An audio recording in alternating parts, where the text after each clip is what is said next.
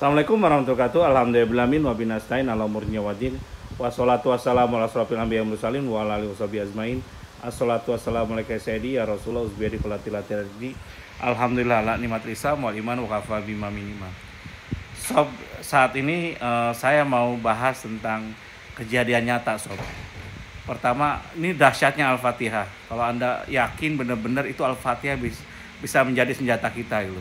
Bisa langsung mendapat pertolongan Allah. Cuman yakin apa enggak gitu. Ini kejadian nyata yang paling simpel sekali ya.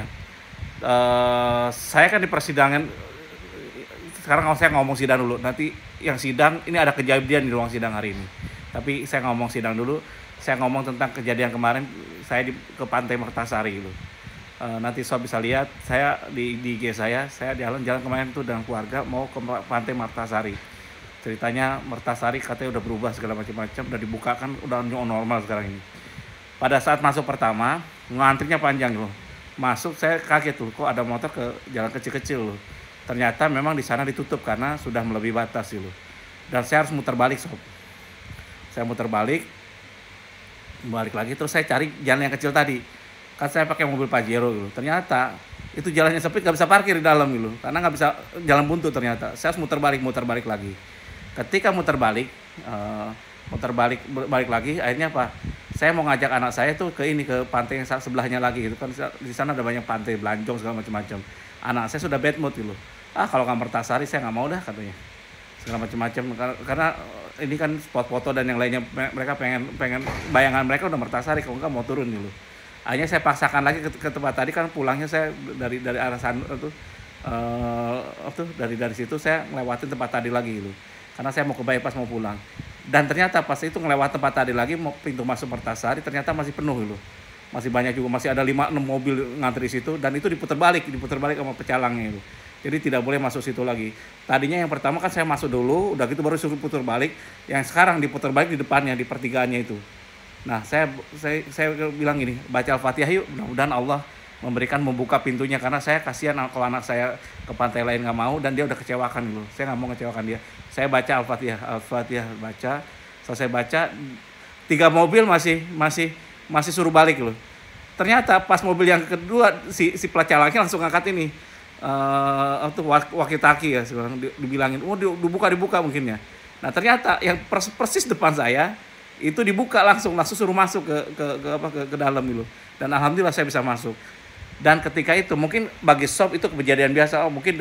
Kadang-kadang suka ada mental block gitu. Itu setan itu. Itu bukan karena Al-Fatihah, karena pas-pasan aja waktunya gitu. Tapi saya ngalami kejadian ini gak sekali dong. Hampir banyak. Jadi kalau Anda mau keajaiban, itu jangan sampai mental block tadi, setan tadi memblok kita bahwa itu hal biasa kok terjadi. Jadi kita seolah-olah melecehkan Al-Fatihah itu. Nggak bisa sob. Karena itu kalau saya yakini, saya langsung astagfirullah, saya istighfar yang banyak. Udah gitu saya terjalan alhamdulillah ya. Yang penting langsung aja alhamdulillah. Kalau telah tidak mengecewakan aku sebagai hambamu. Aku tidak mengecewakan anakku untuk masuk ke pantai ini. Akhirnya alhamdulillah bisa masuk lancar.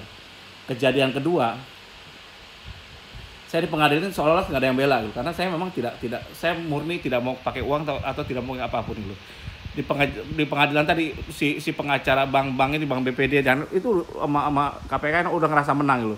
Karena di sidang-sidang awal saya kan sekarang saya pertama saya kurang pihak karena pas saya tidak gugat si pemenang lelang, karena diblok sama bank nggak mau ngasih tahu siapa pemenang lelangnya.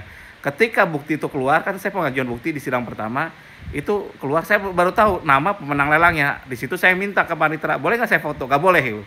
Tapi nyatet boleh kan? Boleh katanya. Udah saya catat namanya.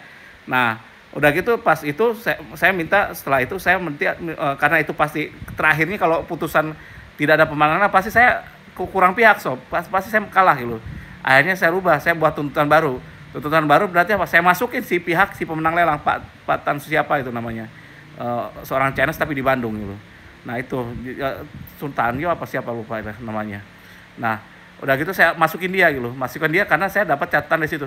Ternyata sob, saya udah gugat yang ketiga, gugat kedua murah kok 2 jutaan gitu. Kalau kita ngajukan sendiri tanpa pengacara segitu biayanya. Ngajukan gugatan, udah gitu. Nah, di sidang awal dia tidak pernah dipanggil, gak datang.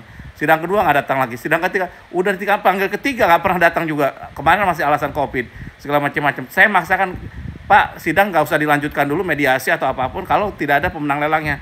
Tapi nyatanya apa, tetap aja dijalankan. Aduh, saya agak kecewa gitu. Saya kan pengen, saya ingin setidaknya gini loh, saya ingin lihat siapa sih yang ambil villa saya. Bayangin loh, villa harga 3 miliar, 3,5 miliar, dilelang cuma 1 miliar untuk nutupin hutang saya yang 500 juta gitu. Harusnya kan ada dua hasil hutang saya, 1,5 dan 500 juta. Yang 1,5 dulu si AO-nya, AO kredit ngomong ini jaminannya villa gitu. Karena villa gede nilai jaminannya. Karena restorannya belum saya bangun gitu. Jaminan villa itu nilainya sekitar 3,5 dengan jaminan 1,5 kan wajar gitu. Seperti itu. Tapi ternyata di perjanjian beda gitu. Makanya nanti saya di saksi saya akan panggil tuh si AO-nya. Saya nyuruh dia panggil AO-nya gitu. Segala macam-macam. Karena ternyata itu karena saya kurang baca ya. Ternyata diikat mengikat gitu, dan bank punya hak untuk menjual apa manapun mana aja secara ngacak gitu loh. Kalau dia mau fair ya lelang yang ini yang dengan nutupin hutang yang 1,5, berarti kan lelangnya harus di atas 1,5 gitu. Ini lelang cuma berapa? 3 miliar, dilelang cuma 1 miliar. Kurang asem gitu. Ya nggak apa-apa, kalau saya menang, kalau menang syukur, nggak menang juga nggak apa-apa, minta sama Allah aja. Kita kan punya Allah, yakin, saya minta ganti 10 kali lipat gitu. Nah, saya balik lagi ke sidangnya ya, dan itu ternyata nutupin hutang 1 miliar, 500-nya nggak dibalik ke saya, dia potong lagi untuk yang lainnya gitu, bla bla bla. Akhirnya apa? Ya nggak dapat apa-apa gitu. Jadi kalau Anda nanti dilelang bank, jangan berharap mereka akan baik ke Anda gitu, Anda dibalik, jangan, nggak ada. Makanya SKDA nanti meluncurkan wakafnya ya. Mudah-mudahan wakafnya bisa terkumpul dana ya dari Uber atau dari manapun. Atau kalau Anda mau panggil saya, sekarang saya nggak murahan lagi. Saya minta bayarannya satu, doa terbaik, Al-Fatihah, salat Nabi, keempatnya wakaf dulu. Wakaf buat saya, buat Anda juga, untuk warga-warga yang asetnya dilelang, daripada dilelang oleh orang lain kan lebih baik diambil wakafnya SKDA, kan enak gitu. Anda juga masih bisa empati gitu, bisa dioptimalkan semua gitu. Jadi itu.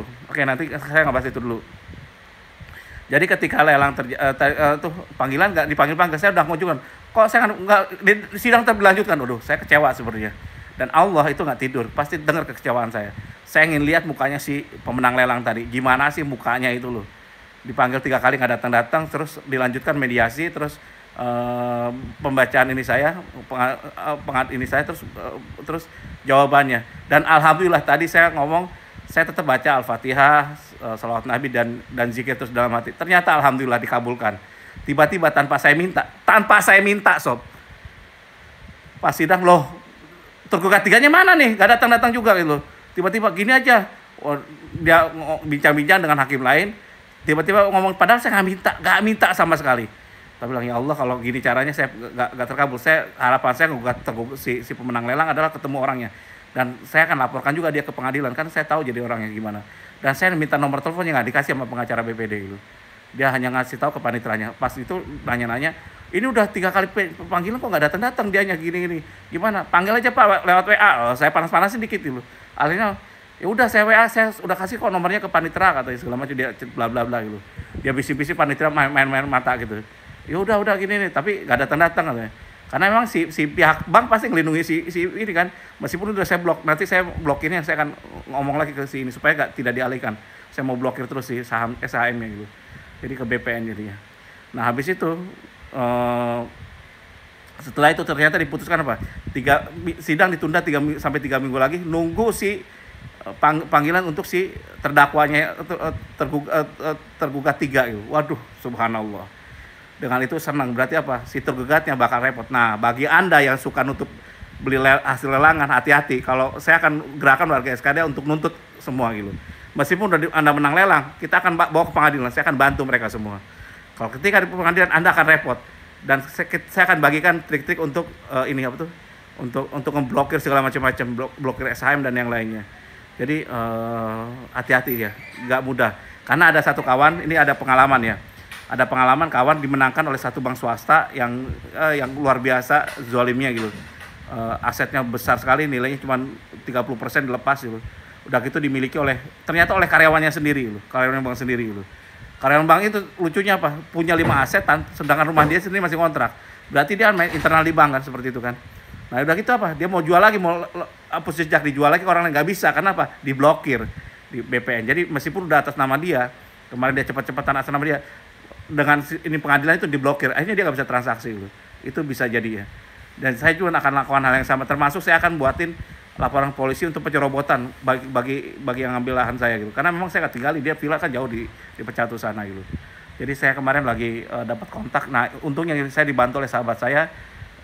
Pentingnya silaturahmi, sob. Ternyata saya kan punya banyak teman sahabat. Saya kontak, saya minta saran tanpa diminta. Wan, hubungi ke reskrim, kasat reskrim ini katanya. Polresta atau siapa gitu. Mbak ini kasih nomor WA-nya, nomor kontaknya. Udah. Nanti saya dalam minggu-minggu ini saya coba laporan. Tetap saya akan kabarkan ke Anda. Tapi itulah hebatnya Al-Fatihah. Jadi Al-Fatihah, dengan baca Al-Fatihah tadi alhamdulillah tanpa saya minta loh. Padahal waktu sidang dulu saya minta terdakwanya tergugat 3 dihadirkan, gak dikabulkan. Tadi tanpa saya minta dia langsung minta dihadirkan dan ditunggu sampai 3 minggu berikutnya gitu. Nah, dan banyak sekali keajaiban Al-Fatihah kalau Anda mau percaya ya, mau mengimaninya. Contohnya salah satunya adalah saya beli ruko yang sekarang strategis itu pada posisi mahal. Itu dengan bayar dengan Al-Fatihah bacanya. Saya bareng dengan Al-Fatihah sama salat Nabi, udah selesai. Jadi yakinkan itu bahwa itu bisa luar biasa. Karena kalau kita salawat, dibantu dengan salawat, itu akan naik nembus sampai ke langit gitu. Jadi dia doa kita, alhamdulillah bisa ini. Jadi itulah keajaiban. Banyak sekali hal-hal lainnya yang saya ini, kalau saya biasanya gini sob. Saya tuh nggak pakai logika lagi kalau saya lagi kesulitan. Kalau saya kesulitan, perbanyak apa? Salawat, istighfar, salawat, Al-Fatihah. Baca Al-Fatihah terakhir. Atau kalau mepet-mepet Al-Fatihah saya baca. Bismillahirrahmanirrahim. Tunjukin aja apa keinginan kita. Baca Al-Fatihah. A'udzubillahi minasyaitonirrajim. Bismillahirrahmanirrahim. Alhamdulillahi rabbil alamin. Ar-Rahmanirrahim. Maliki yaumiddin.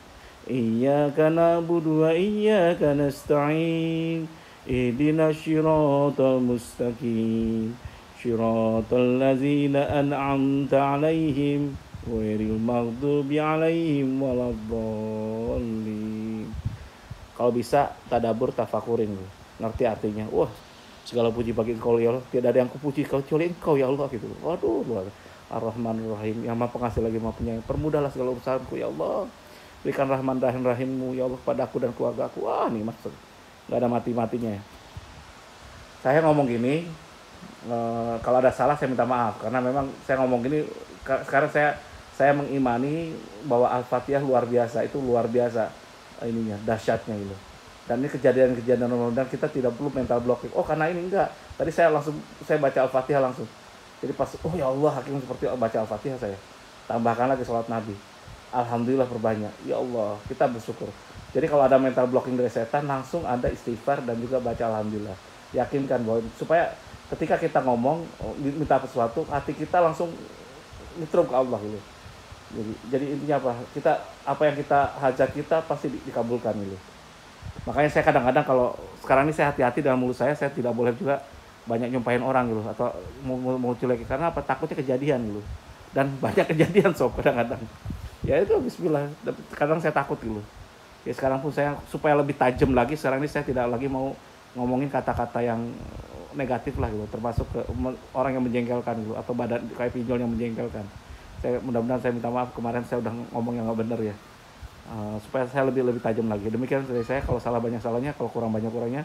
Wabillahi taufiq wal hidayah. Wassalamualaikum warahmatullahi wabarakatuh.